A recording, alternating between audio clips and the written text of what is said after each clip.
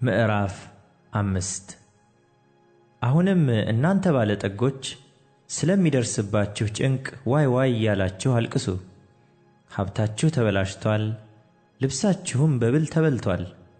ወርቃችሁም ብራችሁም ዝጓል፣ ዝገቱም ምስክር ይሆንባችኋል፣ ሥጋችሁንም እንደ እሳት ይበላል።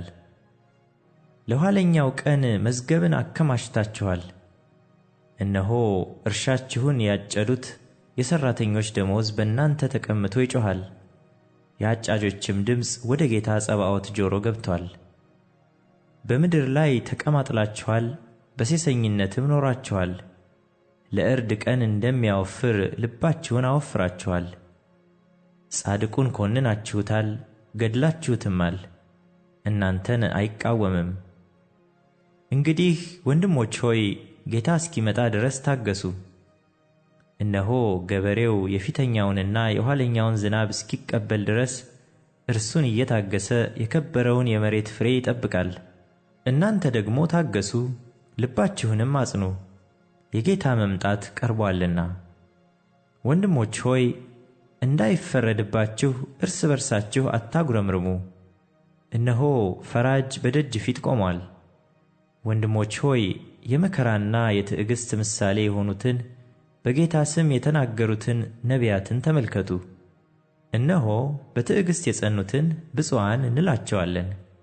ኢዮብ እንደ ታገሰ ሰምታችኋል፣ ጌታም እንደ ፈጸመለት አይታችኋል።